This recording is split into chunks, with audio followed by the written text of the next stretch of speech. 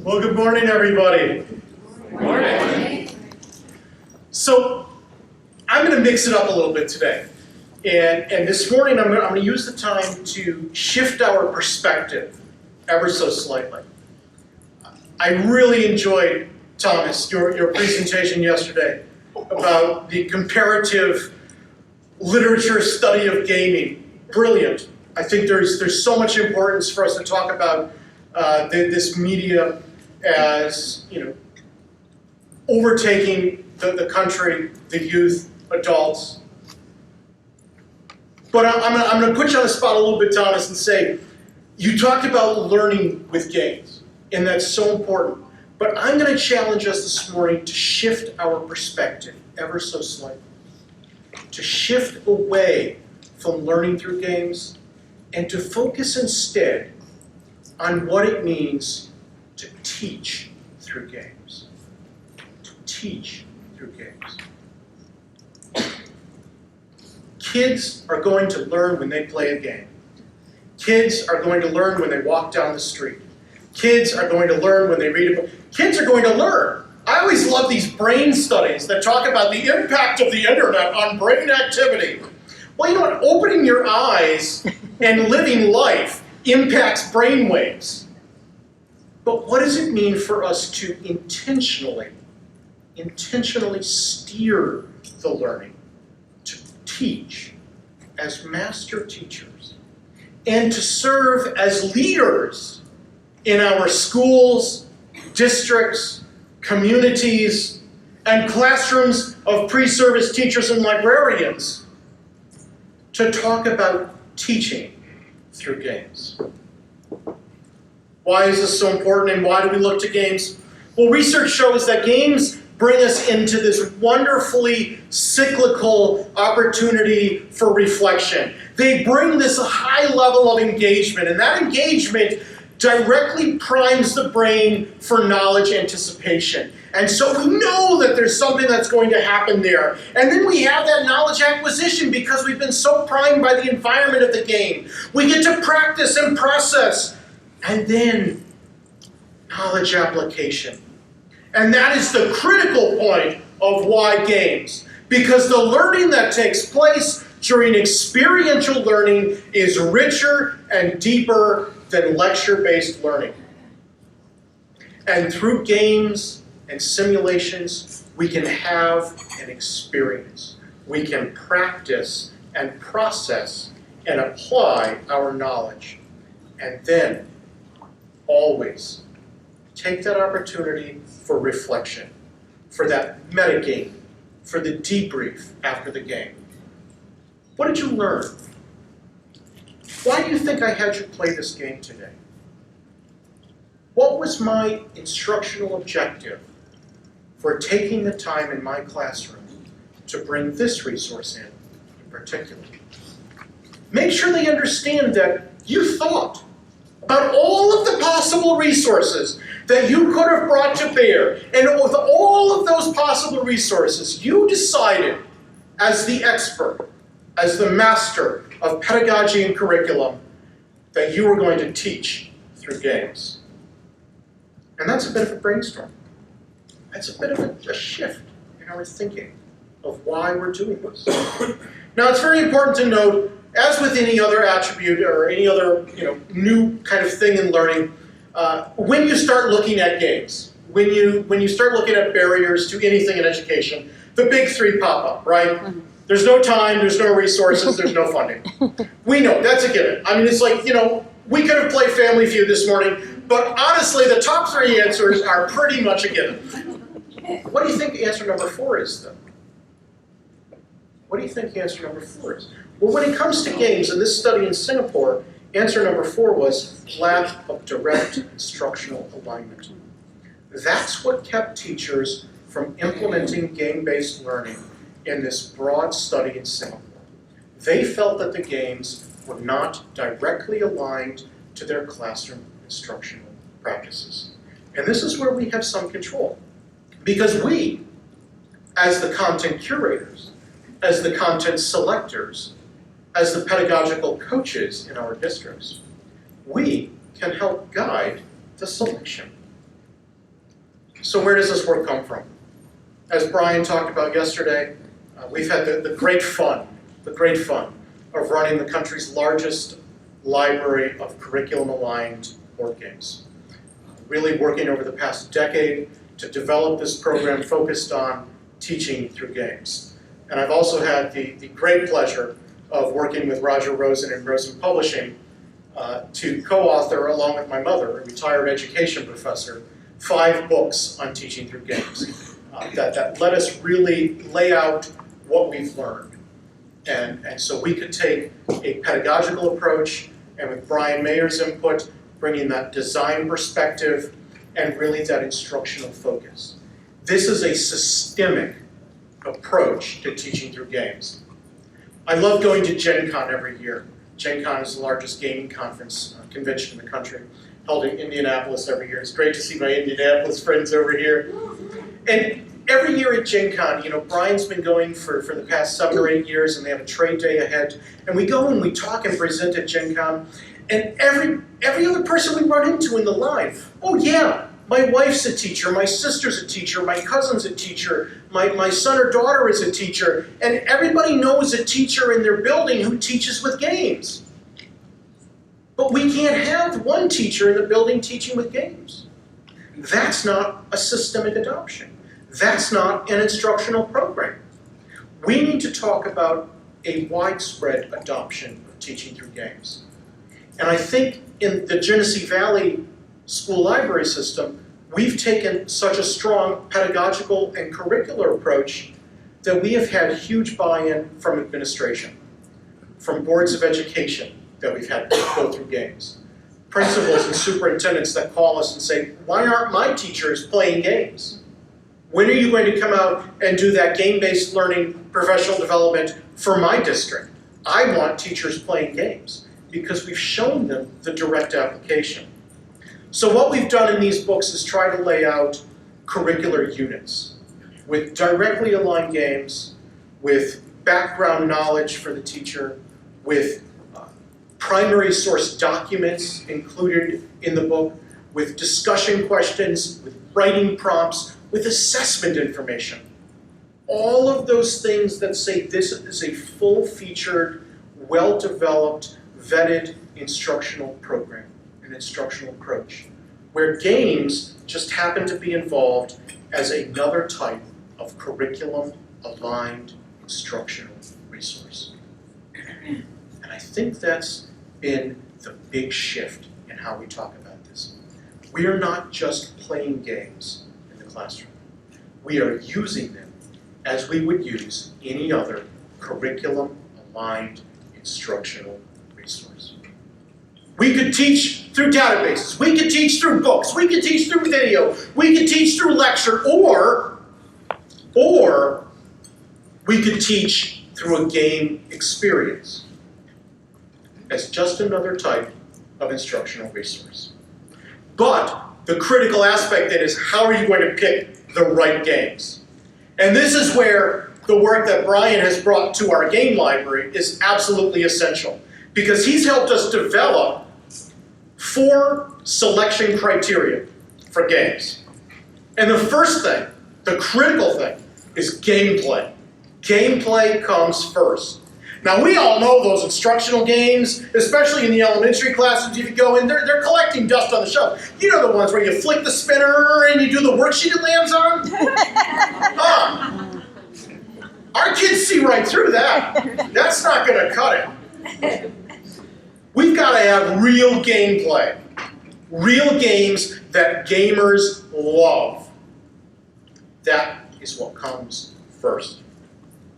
Then, we look at our real games and we talk about alignment to instruction, alignment to curriculum standards, not tangential alignment, not, oh, as they're playing this, they're gaining critical thinking skills.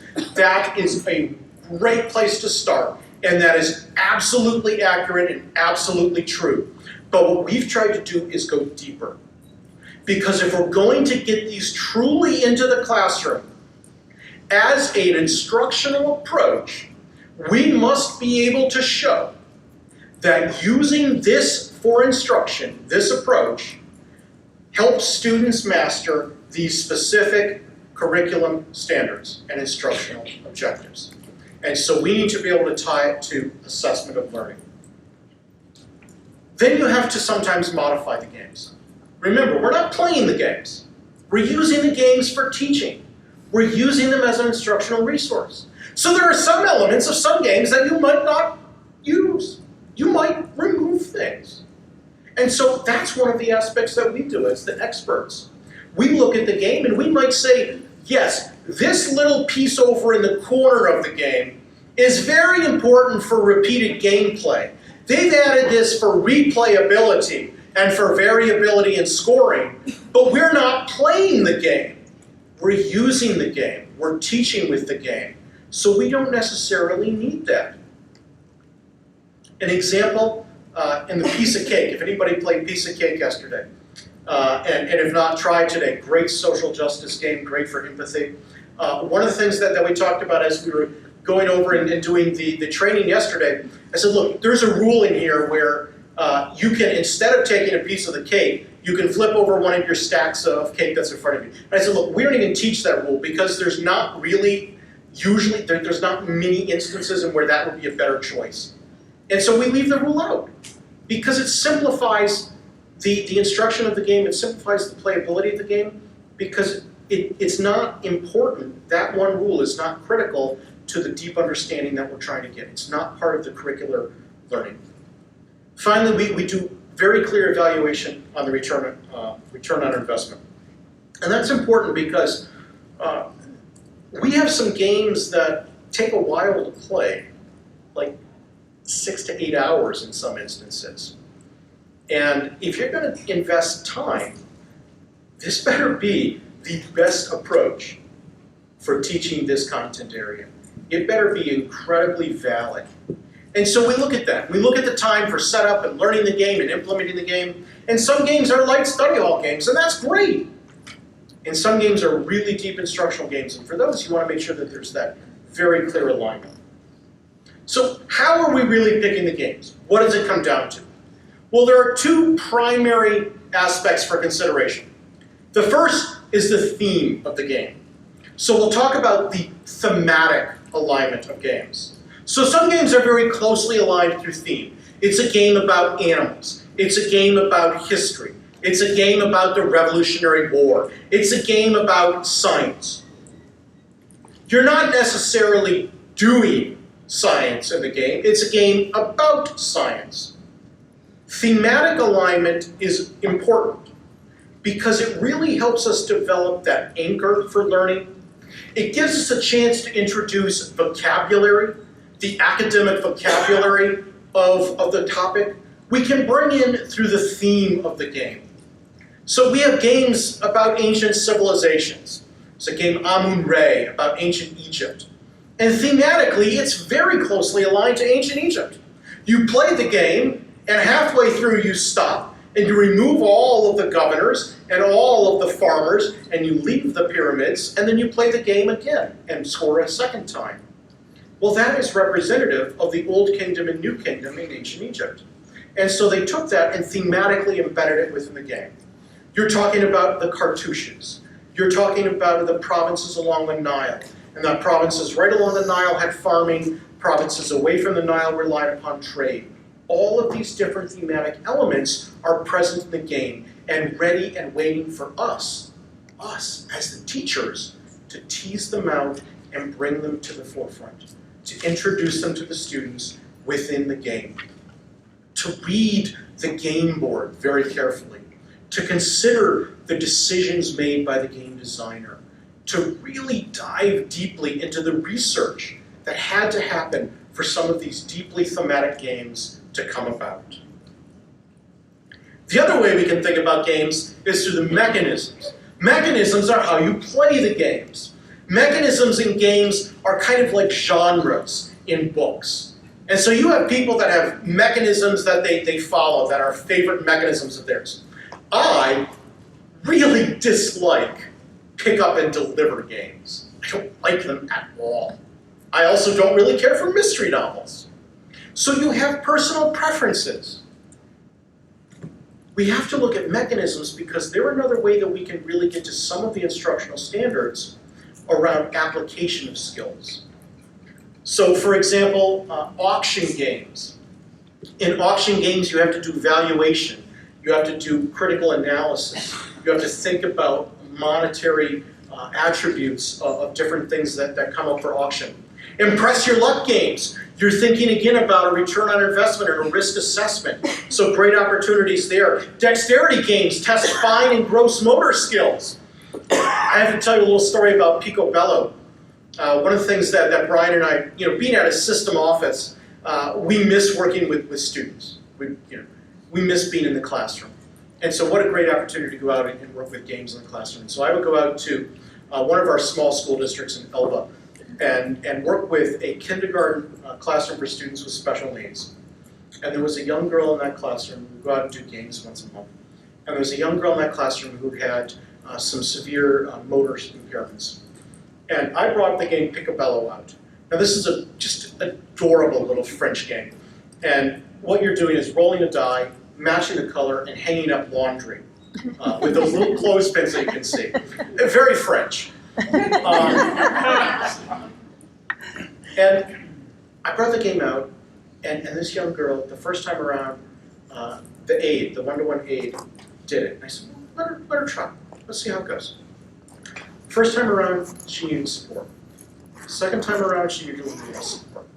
Third time around, she independently held in one hand the clothing item, grasped in the other hand the small clothespin, opened it, attached it, and released. That was a goal on her IEP that they had not been able to demonstrate mastery. And in gameplay, she demonstrated mastery of this IEP goal. And she was able to be successful because she wanted to be part of the game. She was motivated and engaged to be part of the game. So dexterity games are a very important part of what we're doing. There are some wonderful new games from Haba. Haba is an absolute master of the dexterity games as well. And they have some fascinating new games that deal with breath. Because speech pathologists talk about the formation of the mouth and the muscles and training the muscles of the mouth to consciously blow in different ways and at different strengths as a great way to train the mouth for speech. And so we can bring these things in through gameplay. And it's up to us again to tease out the applications thematically or through mechanisms to see how we can align this with what the classroom teachers or what we're doing as teachers in our libraries already. I'm not saying go out and create whole new areas of curriculum. Use these as any other curriculum-aligned instructional resource. Command sequence games are great for teaching computer programming and coding aspects. And storytelling games are a brilliant way to push ELA learning and really get kids thinking about the speaking and listening standards that are so hard sometimes for classroom teachers to find ways to address. So, what really matters in teaching? And I would argue that there are 5 key elements here. That we need expert instruction, that we need specific alignment, intentional manipulation, extension activities, and assessment of learning. Let me explain. First, we need that expert instruction. Absolutely critical. We can look at a game like Monza from Haba. This is a wonderful game. It's all about colors. And what we can do as expert teachers is break down the gameplay. And we can talk in one case about sequencing. First, you're going to move using the green die. You're going to move your card to a green space. Second, you're going to move to a yellow space. And then third, you're going to move to a blue space. So we can talk sequencing, which is a curriculum standard in kindergarten. Or we can talk about it as identification of color names. In order to make that first move, you have to explicitly state, I'm moving to the green space.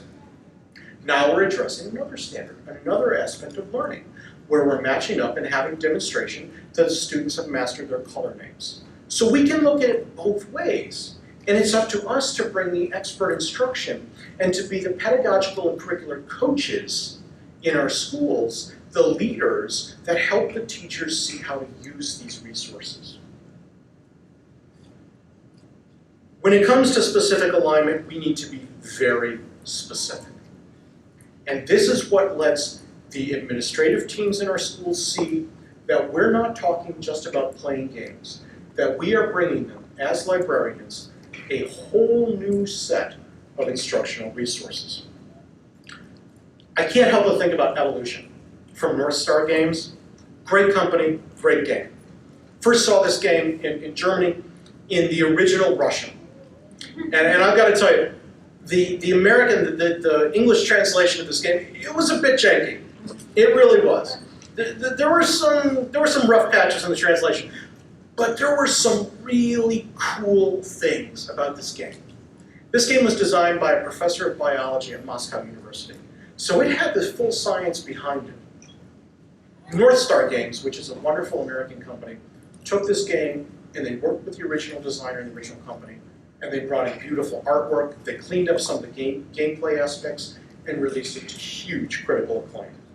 And what I love about this game is we can specifically align it, not to every possible standard, not to everything under the sun, but we can say, no, this directly aligns to next generation science standards, high school, LS42. Construct an explanation based on evidence that the process of evolution primarily results from 4 factors. Which 4 factors? Well, we must turn no further than cards in the game to see the 4 factors of evolution, as required in this standard. This is the direct language from the standard. We need the potential to increase population, and guess what? One of the mechanisms in the game is the ability to look at your species and increase the population. We can talk about what would lead you to increase the population. Well, you don't want to increase the population if there's not availability of food, because your population will immediately die off the next round of the game. We can look at heritable genetic variations. Sometimes it's very beneficial to be a carnivore. Other times not so much. We can look at competition for limited resources. One of the cards is the long neck. Now there is very limited food. And having a long neck says you get to go to the food pile and pull food out of the food pile before anybody else has a chance to go to the food. That is a very beneficial trait for accessing limited resources. And finally, we can look at species that are better able to survive. When carnivores come into the game, it's really good to have that trait card for horns or a hard shell to modify our animal. Now again, as I said before, we can bring in the vocabulary, the academic vocabulary for the content area. These are trait cards. When you have students talk about this, make sure that they're saying, what's the phenotype of your animal? Phenotype, that's the observable traits of a species. We can talk a little bit about the genotype, but we can only talk about the genotype if they've played unstable DNA or something else that is an unobservable trait. Observable traits would be the phenotype. Now we're using the academic vocabulary. When you take this game and you show it to biology or living environment teachers, right away they see that deep, deep alignment to their specific instructional standards, to lessons that they're teaching. And here's a way to bring in the vocabulary and provide an experiential learning opportunity for talking about evolution. We intentionally modify games. And so, for example, in 1960, The Making of the President, this is a 2-player game. Well, 2-player games are kind of hard sometimes to implement in the classroom because you need lots of copies and you need lots of direct support. So how do we make this work in a classroom? Well, 1 player in a game could be a team of 3 people. For example, in 1960, which is looking at the Kennedy-Nixon election, there are 3 specific areas within the election. And what a great time to be talking about elections. So we can talk about the fact that there's a group of people behind the scenes that are really concerned about the electoral votes. Why the electoral votes? Because the popular vote doesn't matter. Electoral votes matter. And so someone has to be looking at what states do I need to win to get to that magic number? What's my path to victory? You'll hear them talk about that right now with the election. Now this is from 1960. The map was very different in 1960. Today there's only about 9 states. And so your path to victory is very limited within those 9 states. You can go for the big states that are in play, or you can try and get enough of the small states. But it's a very clear path to victory that's established. There's media and PR. And so you have to go and get endorsements and think about how you're going to have that perspective. And finally, there's debate preparation. Because one of the mechanisms within the game is each round you take one card and bury it for use during the debate phase. Now, more powerful cards are more powerful in the debate, but they might have great use during the game. And so you're going to have that conversation. You're going to have possible dissension within the team. The team is going to have to talk about the strategy. The debate prep person is going to be advocating for burying the powerful cards for the debate, because winning the debate is huge in this game. But the person worried about electoral votes is going to say, but that card would get us the opportunity to swing this state, to really make a huge change in this state. Now you've got them talking, because one player has been broken up into 3 roles. I love this approach. I love this approach. Even in other games like Evolution, taking a paired approach and making 2 people play as one player means they have to talk. And that brings the gameplay to a new level, because they have to be able to communicate and elaborate on their decision-making process. They have to be able to explain why they're making the choice they're making, which means they have to understand why they're making the choice. Or they have to admit, well, I just picked it at random. Yeah, well, okay. But at some point you might want to push them to think about their decision-making process, to evaluate the resources, the cards, in their... Does this sound like a library skill at all? I mean, have we talked about this ever? This is what I'm talking about. When we approach games as teachers, and we specifically address teaching through games, we can think on an entirely new level. The other aspect of intentional modification is the fact that this game is going to take longer than one class period to play. And so what we did is we developed a 1960 saber sheet. It's just a map of the United States. And each state, just write in the number of cubes that's in the state. And do with colored pencil and make them red or make them blue for the numbers. Is this going to be perfect? No. We're going to take all the cards and shuffle them back in. Why? Because it doesn't matter. We're not playing the game. We're using the game as an instructional resource. So we're not really as concerned about the final score and replayability. And, yeah, we're going to talk about that. But our purpose is to teach with the game. Now, we want the kids to come back and revisit the game. Study hall, after school, public library, home. We want them to play the game. And in many cases, we see they do get very excited about playing the game again. That's when they're going to play the game with all the rules and all the replayability and all the strict adherence to competition or something. But in this situation, we can modify the game and remove some of those elements to make it work for instruction. It's also important that we think about extension activities. That the game doesn't end, that we really go outside of the box, and that we really think about what we can do with the game. This game, Compounded, is a brilliantly thematic game about working in a chemistry lab. And what I love about the game is that's the scoreboard. The periodic table is the scoreboard. So when you score 1 point, it's on hydrogen. And when you score a second point, you jump all the way over to helium, and then back to lithium. And so you're using the periodic table as your scorecard. So every time you score a point, you're looking at the periodic table. We can talk about why you're jumping. We can use it as a kicking off point to talk about the periods in the periodic table. We can do all of this. We can start asking questions, right? We can ask questions. How has the periodic table changed over time? So let's pull in primary sources.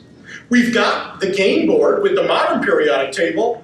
Let's go back to Mendeleev and let's bring up the original periodic table. Let's note that he saw that there would be elements discovered, but he didn't know about them yet, but he knew they would be there and left spaces for them. How can we talk about this? How can we go beyond the game and use the game to inspire deeper inquiry-based learning? How can we talk about the compounds found on the game cards and where they live in our daily lives? And how we use things like hydrogen peroxide and acetylene and ammonia in our daily lives. That these are important parts of what we do on a daily basis. And we can look at them in the game. We can hand the cards out and say, this is your research assignment. This is what you're going to look up, and you're going to tell me about how we use these compounds. So many opportunities to teach through the game and go beyond the game. Finally, we have to make sure that we're including assessment. We have to make sure that we're able to demonstrate that the use of the game was effective, productive, and led to mastery of the identified instructional standards. That's what good teaching is about. It's planning and it's assessing. And so here I love to use the example of Secret Code 13+4 from Hala. It's one of my favorite games. I love this game.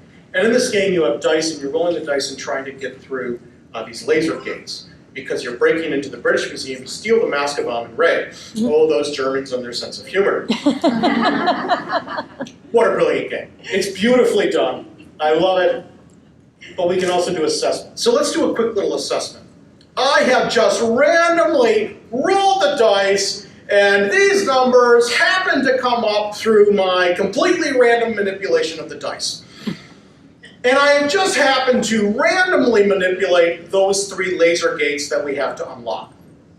So your challenge now is to use those dice shown. You can use each die 1 time for all 3 laser gates. You can use 1 or more dice and any mathematical operation to get to the values of laser gate. Who can unlock the 3 laser gates using those dice, each die only used 1 time, and mathematical operations. You can use 1 or more die, go for it. By the way, there's more than 1 answer, and I don't remember the answers, so I have to do this again each time because there are so many different answers. Yes? 5 minus 1 is 4. 8 is 8. 9 times 2 is 18, minus 3 is 55. Good job, good job. There are other answers. That's not the only answer. There are other answers. Now, what I love is the kids can practice playing the game. And then playing the game becomes instructional practice. When I, as the teacher, manipulate the game materials to create an intentional instructional moment, that's assessment.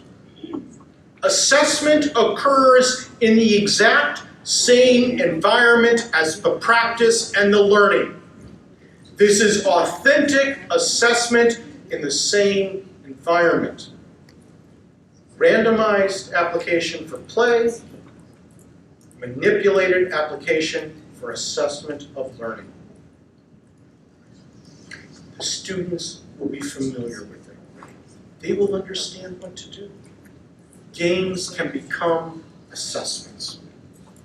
So as you walk away, as you go back, I would challenge you to make these changes in your life, in your instructional practice. Be an active teacher with games, an active teacher, not just students as learners, but take the role as an active teacher with games.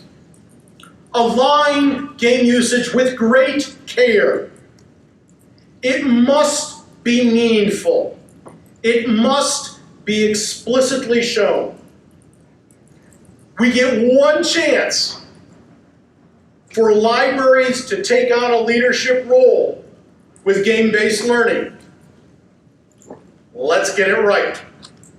Let's bring to bear all of our expertise when it comes to collection and curation, description and pedagogical alignment, curriculum connections. Let's bring all of that to bear.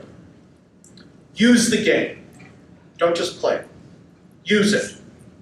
Thoughtful manipulation for intentional instructional experiences. Extend beyond the game box. I love what Thomas talked about, bringing in art and literature to comparing games to games. showing the history represented within a game, using all of those opportunities for media literacy that we know so well in libraries. And finally, assess the learning as well as having fun. Assess the learning. Make sure that we're adopting this at a systemic level so that our curriculum directors and principals and superintendents and boards of education, trustees, community members, community leaders, all understand why we're bringing games to bear as a teaching resource. That they all see the connections for teaching with games. I think that will help us be successful leaders in teaching with games. So what's coming next? What's in the future of games and learning? I cannot wait to play this game. This is a new game from Asmodee. We're so thankful to have here with us, called Captain Sonar. This is an 8-player, real-time leadership scenario where you take on different roles, the 4 players on each team, real-time board game, taking on different roles on a submarine, chasing down another sub. What do you have to do in your role? I love that aspect. I love role-based play. I love the importance of being able to think about what is my role on the team. And we'll come back to that as we talk here about soft skills. And I think that games have an incredible opportunity for us to focus on soft skills. Games like Piece of Cake, which is about social justice and empathy. It's a way to introduce the concept of satisficing and equity. In Piece of Cake, you're dividing up a cake. It's based on the old rule, you cut, I choose. And so the person who divides the pie or cake up is the last person to pick the piece. So you better think very carefully about how you divide that cake up. Because if you're playing a 4-player game, you need to make sure that something comes back to you that you actually want. Now that means you're going to have to give every other player a little something, not too much. You don't want to give them the world. You've got to give them enough so that they'll take that piece and leave you the piece that you want. That's satisficing.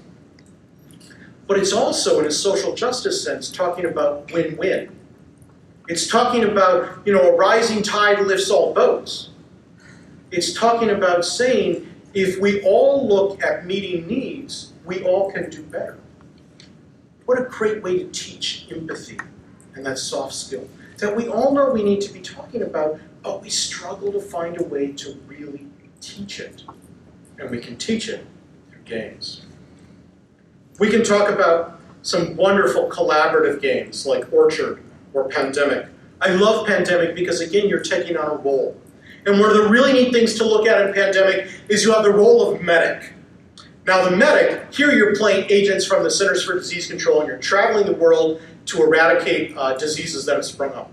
The medic, oh, the medic. The medic gets to walk into the city, cured! I cured this city! Oh, they're the hero. The medic is awesome. But if you want to win the game, it's a collaborative game, so you're all working together. And if you want to win, you better make sure that you have somebody who's good at playing the dispatcher.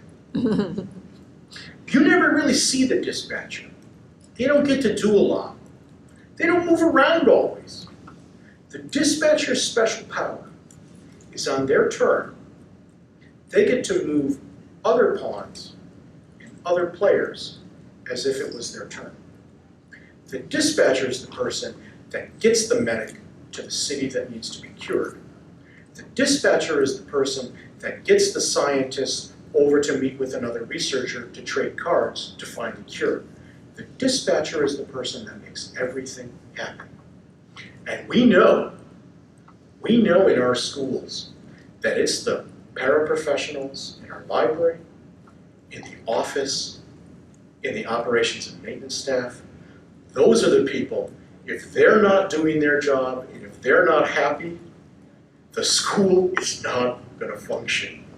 And we need to have great respect for the role that every member of the team plays, because they're not always the medic out front getting the hero's welcome, but they are all taking on an absolutely critical role in success for the team. And that's an important thing to teach. It's an important thing for us to really respect. And again, we can teach that through a game. We can teach that. We can teach the need to play a role on a team in a game. Go through all of these different aspects. One of the things that I think that we really need to take greater note of is the difference between competitive and collaborative games and the implications for those games. Wow, this slide did absolutely not work. I apologize. The implications of these games for learning, that when we really start to look at the research behind this, when you have competitive gameplay, in this research about elementary students playing a science game, in the competitive version, about 20% of their communication around the table was off topic, compared to only about 9% for a collaborative version. 33% disengagement as measured by gaze. 33% of time the gaze was off and the students were disengaged from the game in the competitive environment versus only 6% in the collaborative environment. 30 negative interactions of negative language, bullying type behavior versus only 2 in a collaborative game environment. Researchers suggesting here that using a collaborative environment may be more productive in a teaching environment because it keeps the students engaged, on task, and working more cooperatively and more successfully together. So think about that as you're looking at games. That competition is great and wonderful, and we definitely want to have competition, but that when it comes to teaching with the games and using them for that specific purpose, collaborative games might be a better way to go and certainly are worthy of further investigation. And I really think one of the things that I love is analog approaches. And so my work right now in a doctoral program is about analog approaches to teaching computational thinking and computer science, and the potential for games and play-based approach to helping teachers feel more confident and competent with computational thinking and computer science. And there's some great research that suggests that an analog approach can be more effective. There was a research study with kindergartners learning the Lego robotics for We Do.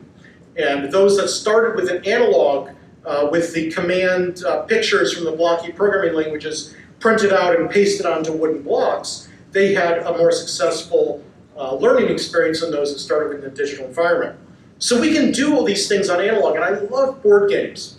And so think about this as a way to go into escape rooms through the game, as Brian mentioned, the Mystery at Stargazer's Manor, Escape the Room, to really talk about programming and to really look at robotics through board games. And so there are board games that talk about robots. You don't have to buy expensive robots to have a robot program experience when you can do it through a board game. So think about the opportunities to bring board games in. I would also mention that compared to the video games are wonderful and immersive, but when it comes to teaching through games, it's very hard to manipulate a video game.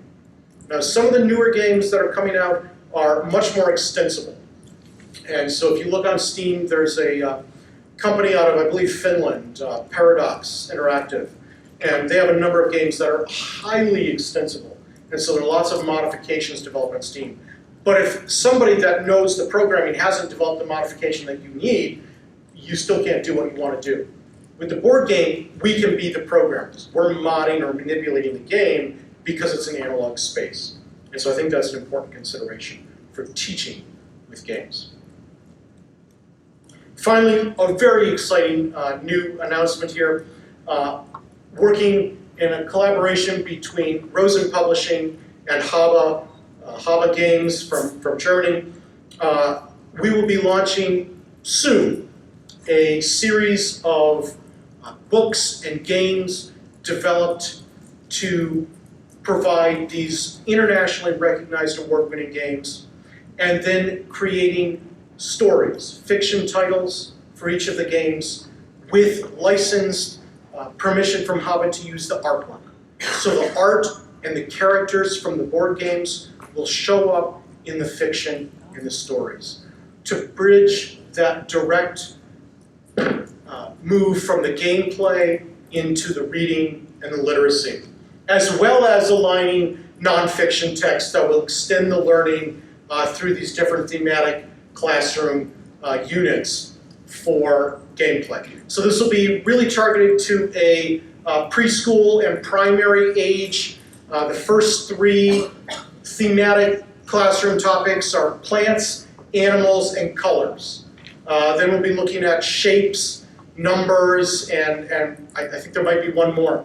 But I'm very excited about this. It's been really exciting to see this come together. It's been a long time coming together, but it's been really neat to be involved. And I think this is a very revolutionary approach to lift the artwork and the characters and to extend it and tell their stories and get the kids excited about the reading and the literacy aspect, and then to be able to go back into the gameplay at the same time.